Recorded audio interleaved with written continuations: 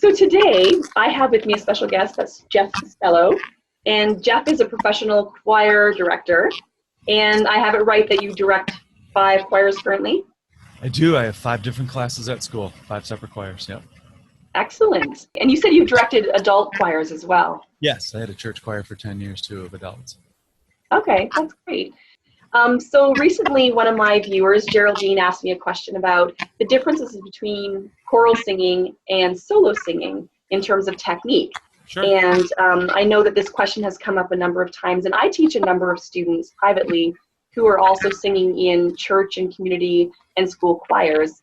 And there's always sometimes a little bit of a challenge in trying to take what I'm teaching them and transfer that into what they're doing in their choirs, because sometimes there is a little bit of a discrepancy between my approach to teaching them and the choir director's approach to teaching them, which I do want to get to in a moment. I have no choral experience and no directing experience, with the exception of the a cappella group that I taught last year. And so whenever something is outside the scope of my expertise, this is when I like to call in somebody who is far more expert than I am in this given topic. So Jeff is here today to help us out, to answer some of these burning questions that we have about choral versus solo singing. So thank you so much for joining us today and taking time out of your day. My pleasure. I'm honored to be here. Thank you for having me. You're very welcome. So I know that you and I have been discussing this over email and Facebook as well, and trying to we want to be able to cover a number of topics in this discussion. And basically, I want to talk about the adjustments, if any, that a given singer would need to make, a choir member would need to make in order to be able to sing as a soloist, but also conversely, what kind of adjustments, if any at all, would a soloist need to make in order to blend with the choir? Right. What a great topic. And you know, it's really not that. It's easily comparable to, say, thinking that classical voice training might work for a CCM singer. Of the two worlds are just a little bit different. Sure, there's a lot of commonalities, but they're just slightly different worlds. And you know, I don't know how specific you want me to dive right in right away, but one of the things that you sent me, and what had to do with singer's formant, in that soloist, especially a classical soloist, it always is working on, you know, that ping, the ring, the zing, the brightness in the tone. And it is, you know, it's challenging as a choir director to achieve the tonal blend, that choral blend, if you do have a few voices that are really utilizing the singer's formant. So that's definitely a worthy discussion. Good. Well, so I guess that brings me to my first question is individual voice qualities. How much are they sacrificed for the sake of choral blend? I think it varies from director to director. For me, I don't mind if I have a few singers that have slightly different tone qualities. I'll admit that my choirs sing about 75% CCM repertoire. So we don't do a ton of the classical stuff. We do some, and we do a decent job with that too. But it varies from director to director. And are the characteristics that make some solo voices stand out, are they subdued in the group, if for the sake of blend again, you know, and could this mean that the individual singer is having to modify his or her technique in potentially unhealthy ways? Unfortunately, I think that's a possibility. I don't think that's always the case. I think a flexible instrument should be able to modify their technique to blend, someone who's been trained functionally, to kind of go back and forth between the two worlds. I don't know that there's anything published that leans toward the fact of homogenizing that choral sound is vocally unhealthy. It's a little vocally limiting. So for the students that are in a choir and also in private lessons, I like to talk about how, you know, the choir director needs you in a certain spot because you're playing a role on a team. Whereas now when you come here, let's stretch you out the rest of the way in both directions, because range is a thing too. Typical choral, a choral range, each of the four parts is really not that wide of a range. Whereas in a solo singer, you're going to want 2.5 octaves of fairly accessible range. Yeah, that's great. I like your analogy, sort of kind of a team. I'm thinking in terms of sports now, that each player, has a certain position, we'll say, on the Right. team, I and make has a sports certain analogies responsibility. all the time. And a choral director is kind of like a football coach, where they need to get all, in football 11, but all members of the choir doing exactly the same thing at the right time together. Otherwise, it just isn't quite, it doesn't quite jive. Whereas, in solo singing, that's not the case at all. And I apologize to the viewers if I'm hurting your ears with my coughing. I'm sick, as you can probably hear from my voice. So I guess that leads me to the question about vowels.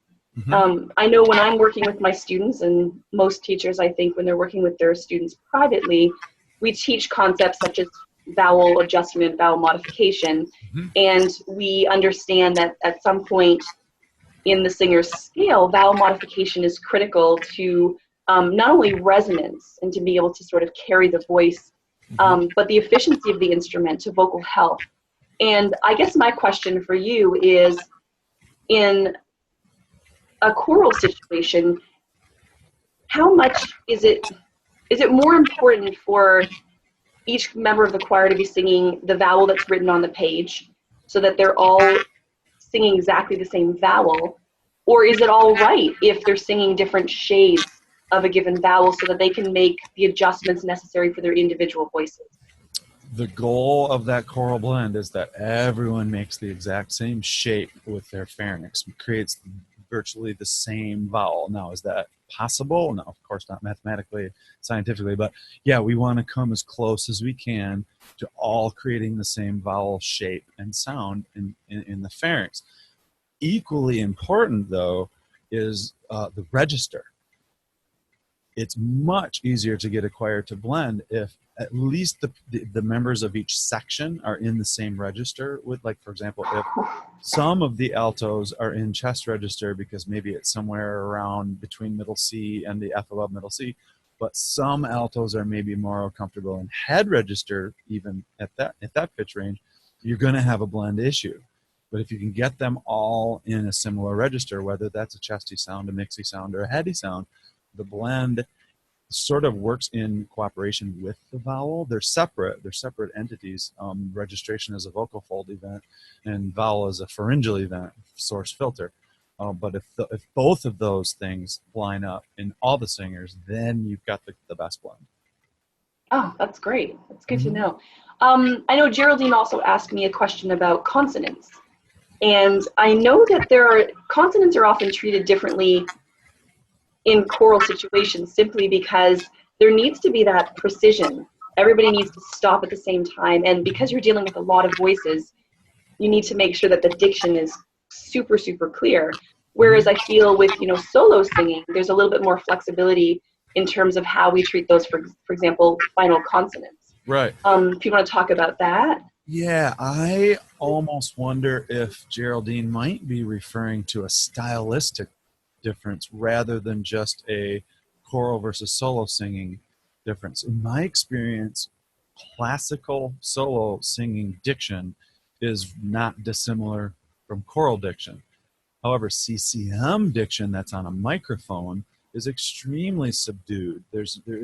Microphones are really good at picking up high frequencies.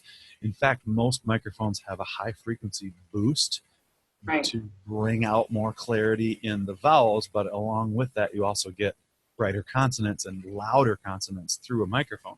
So yeah, CCM singing, the consonants are just barely kind of glossed over, whereas in my experience, both solo and choral classical work, they need to be pretty crisp. Right. How about the specifics of, I know she asked the same question about like final or D consonants, for example, that sound like T, and do you avoid them, and what about S's? And if you could get into some of the specifics, that would be fantastic. Yeah, I think it's similar to registration and vowel brightness versus darkness. I think it falls into the category of if you take a particular sound, whether it's a D, a T, an S, or an A versus an aw vowel, and you multiply that times 50 compared to a solo singer where it's just one sound source, it sort of can tend to accentuate the frequencies that jump out at our ears, which are kind of the brighter, nastier frequencies. The 4K, 5K, kind of where the singer's format is, and then with consonants, 8K, 10K, where the S's and the T's kind of lie. So with that concept in mind, it would make sense to have a choir tamper those down just a little bit, maybe even more than a solo singer. So it might even be the opposite of what she was asking. And that's going to vary from director to director and from situation to situation, venue to venue, and whether or not the choirs might. I mean, there are lots of factors at play when it comes to how the diction translates to both the room or a recording that might be being made. Right. All right. So the next adjustment I want to talk about is loudness. Mm-hmm. I was actually had the student that I had before we started this discussion here. He sings in a choir at church, and we were talking about louder voices and how there's a tenor in his choir at church who is a trained opera singer. And so, of course, his voice is huge, you know, and he's often asked to quiet down a little bit, Right. you know, just for the sake of blend so that he doesn't just stick out like a sore thumb. Yeah. And, you know, my question, I guess, for you is that common for sort of louder and maybe more naturally robust voices that might carry really well as soloists? Are they asked to sort of be suppressed to quiet down for the sake of choral blend? And again, I'm always looking at vocal health concerns. Is, you know, is that, considering how many hours a given choir might spend in rehearsal and performance, is that potentially detrimental to the singer's health? Firstly, in my choirs, I do my best to avoid asking kids to bring it down. I would rather have others around them bring their volume up to match them and the intensity and the robustness of the tone. So instead of asking a kid who's in a section who's going to be one of your leaders, probably reads music better too than the rest around them. Instead of tampering them down, I encourage the others to try to come up and match that kid. And again, as far as what it does to the voice, I don't think there's anything published that I'm aware of, and maybe that's a master's or a doctor's thesis, a dissertation in waiting for someone who's in need of a topic.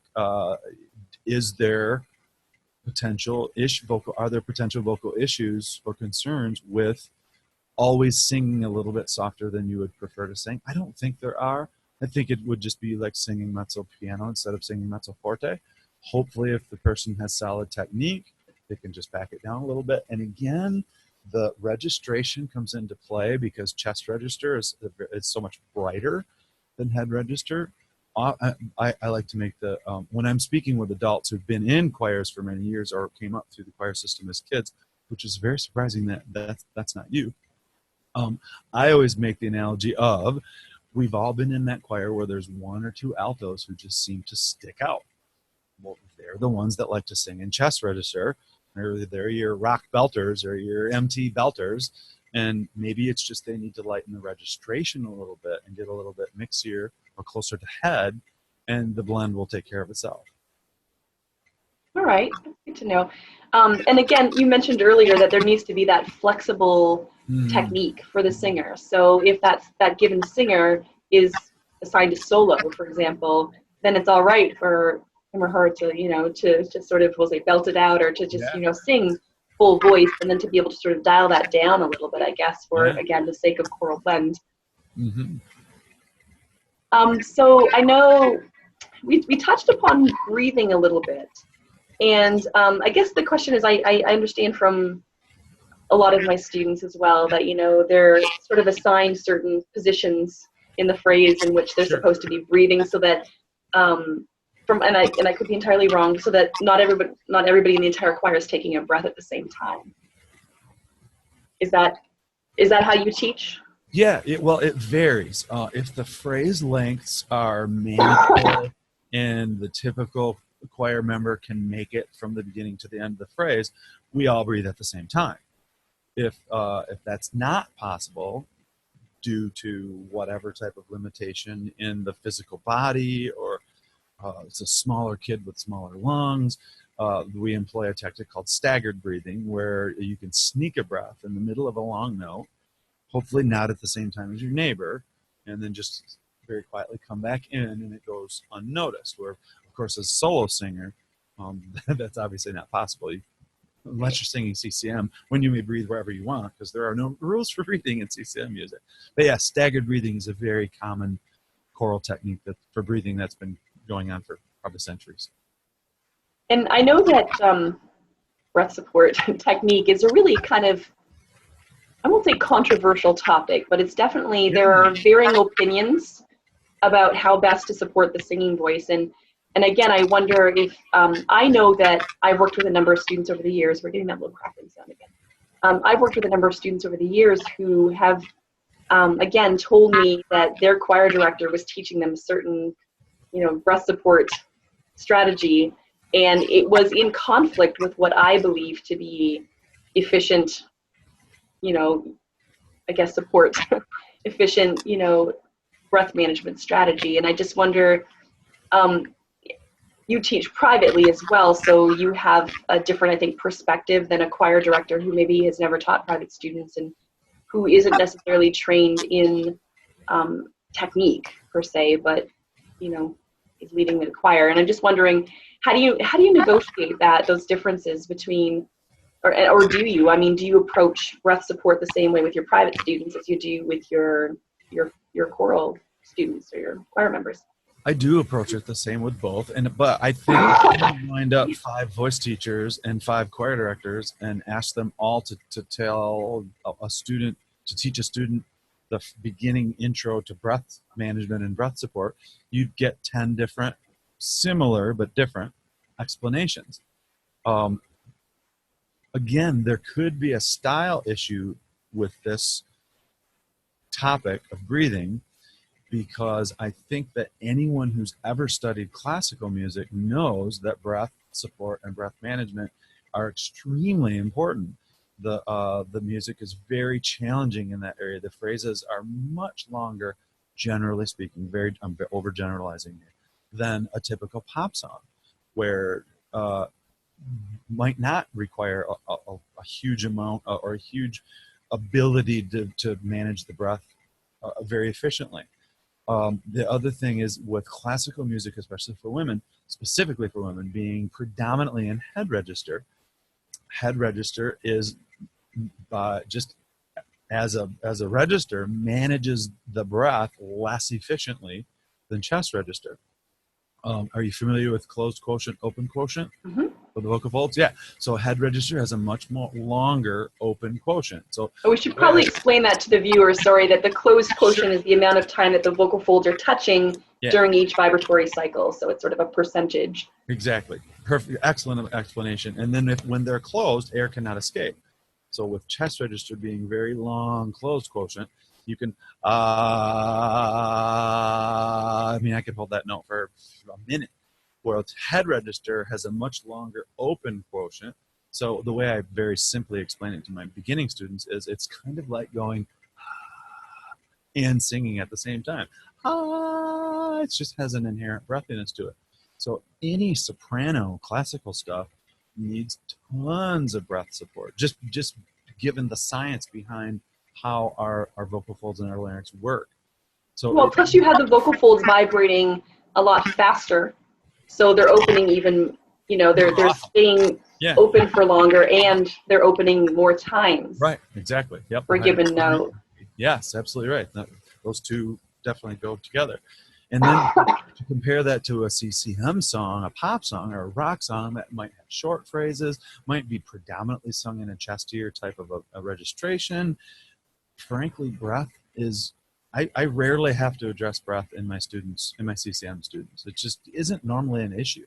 In fact, for a phonation that's, chesty and almost pressed, it's like the closest thing to pressed phonation, too much breath support and pressure can blow the thing open and kind of be a negative. So Right. that's a very interesting, that's a doctoral topic right there for someone interested in. Yeah, I know I've discussed that before in a previous video on how to eliminate breathy singing from the breathiness from the singing tone, and I think it's always surprising because the assumption is that, oh, well, the issue is a lack of support, and I found this time and time again that when you do have singers who will have a lot of vocal hyperfunction and pressing, that they can actually start with a really firm glottal closure. And then in order to get the vocal folds vibrating, they have to generate so high a subglottal pressure and use so much breath pressure that eventually what happens is they just kind of blow apart. Yeah. And so you can get a breathiness that follows this pressed onset. Yep. And so supporting more is not always the solution to breathy singing. Yes, I'm glad we agree on that. Yeah. So I guess there's that final topic of vibrato. I've been kind of saving this one for last because I know, again, it's a topic that comes up a lot where, the question is vibrato suppressed in a choral situation? Because we know that vibrato is a component of healthy artistic singing, at least healthy artistic solo singing. And there's some debate as to whether or not it's necessary, first of all, to suppress vibrato or to sort of minimize its presence, whether it's necessary, but also if we do that, is it healthy? And I guess I just want you to weigh in on that. That would be great. I never ask students to repress the vibrato, but again, I do a little bit more CCM music with my choirs than I do classical. This actually came up last week at the Lovetri Institute for Somatic Voice Work, and one of the things that Jeannie Lovetri said when we were discussing vibrato, because someone mentioned early music, and her point was, we don't have any recordings of early music, so how do we really know, or are we just assuming that there was no vibrato then? And I'd be interested to know where that came from. I'm not a student of that style of music, so I don't know that answer. But be that as it may, yeah, unfortunately, there are many choir directors that ask for students. Excuse me, sorry. I've read, I believe there is published literature hinting at the fact that it can be. I don't know. I don't know that it would create a vocal pathology. It's gonna. What it will do, in my opinion, is it will introduce constriction or added tension to any time we try to hold something. To try to, as you mentioned, the vibrato comes in when the mechanism is relaxed and is free to express, and it's a natural thing. So I'm not a fan of suppressing. And so I guess the concern has always been, from what I've read, that because we have differing vibratory rates, so do you have somebody with a slower rate sort of clashing with somebody with a faster rate? Somebody with, a broader pitch deviation clashing with somebody with a narrow pitch deviation, and how does that work in terms of the blend? Does it affect it? I know it's definitely a topic that's come up many, many times on forums for choral directors, and there really is such differing opinion about it. And I think that's really where it all stems from, is that we do have different, vibrancy rates and pitch deviation, like pitch excursions. And how does that work? How does that work with blend? I'd be foolish to try to claim that it doesn't impact blend. I think you can achieve a decent choral blend while letting your singers be themselves, if you manage the other things we talked about, the registration and the vowel. But of course, age can play a role in the size and the rate of the vibrato. It's difficult for older vocalists to control. So at that point, what do you do as a human? You ask that person to lip sync if you're going to make a recording. I just don't subscribe to that theory. I suppose if there was some sort of contest on the line, or some very important recording that someone might need to make at a professional level, I think it comes down to what you need to do in your specific situation.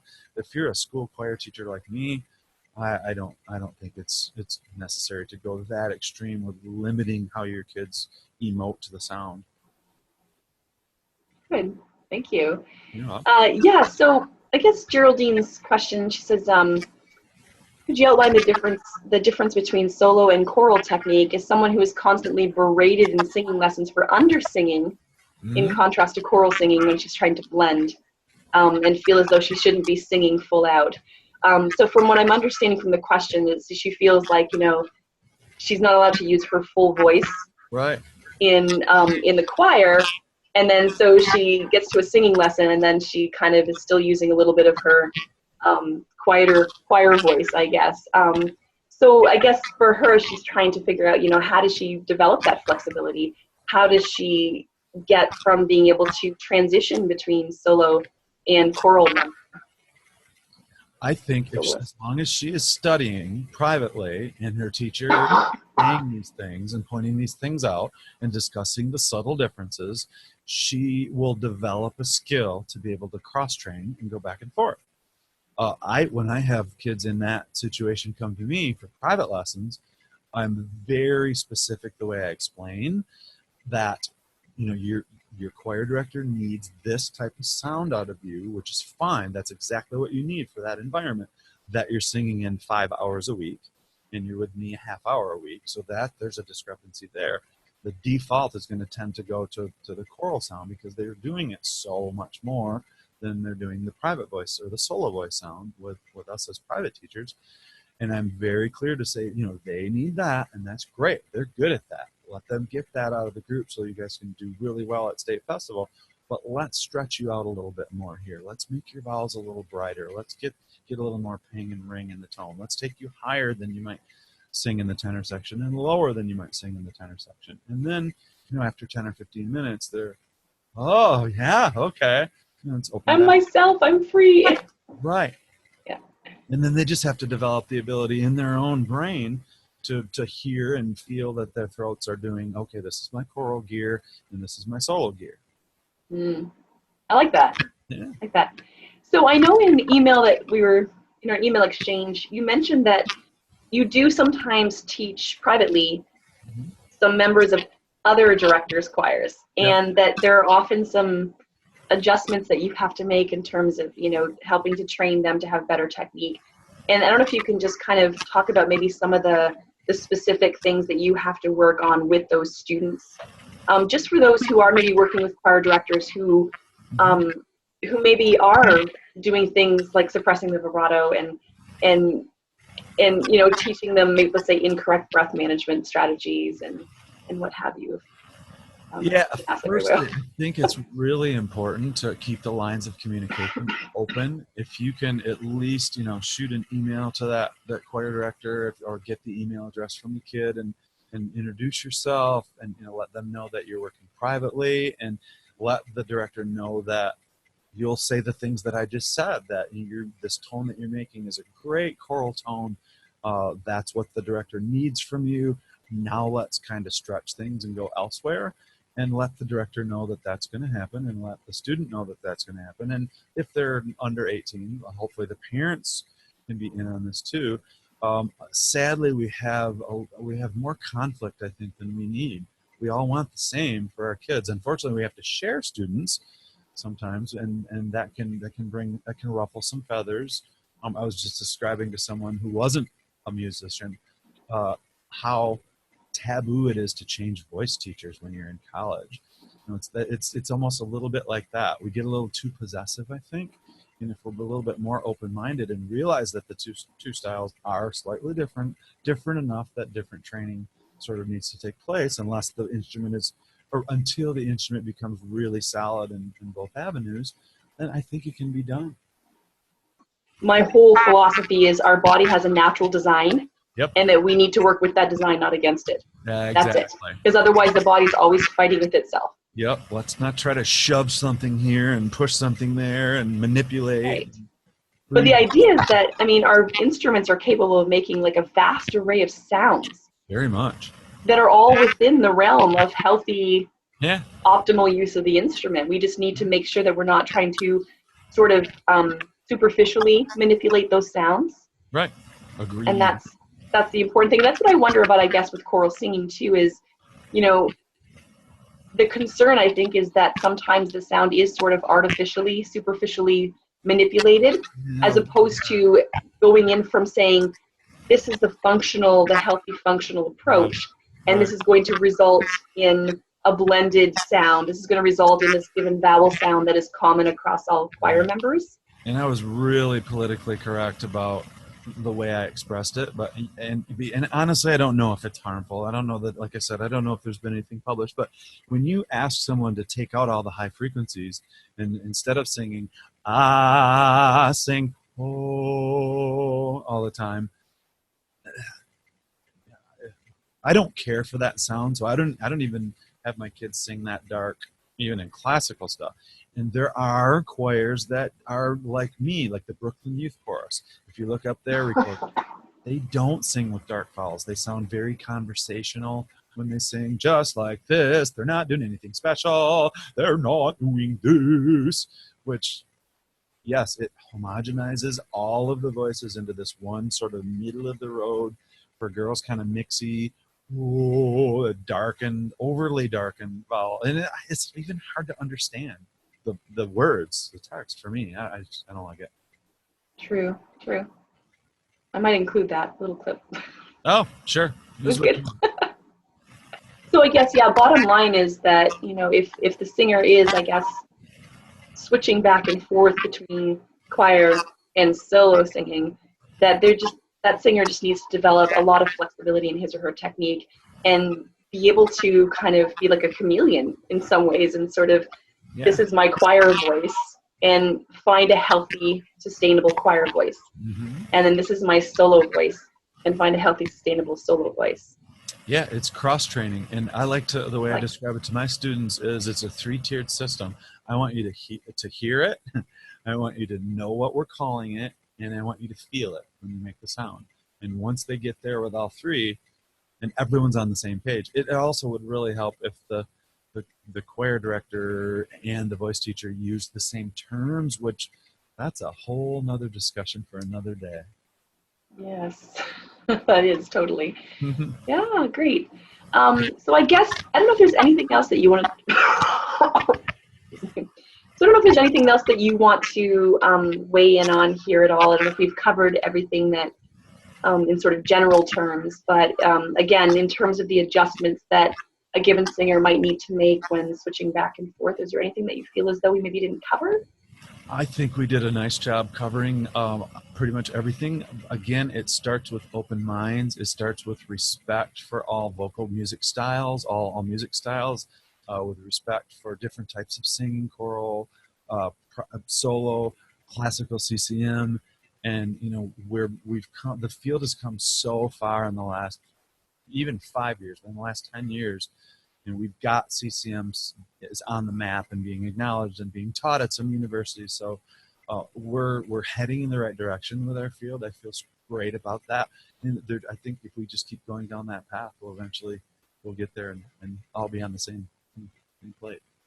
That's great. Thank you so much for taking your time out today. And thank you for having me, Karyn. It's been a pleasure and an honor. Yeah, it was really nice meeting you too. You too. Thank you.